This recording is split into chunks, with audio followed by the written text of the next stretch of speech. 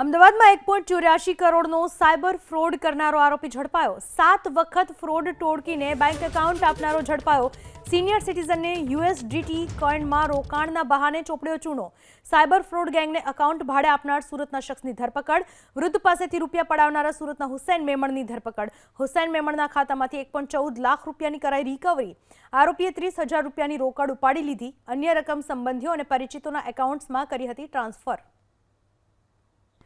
અમદાવાદમાં 1.84 કરોડનો cyber fraud કરનારો આરોપી ઝડપાયો। 7 વખત ફ્રોડ ટોળકીને બેંક એકાઉન્ટ આપનારો ઝડપાયો। સિનિયર સિટીઝનને યુએસડીટી કોઈનમાં રોકાણના બહાને ચોપડ્યો ચૂનો।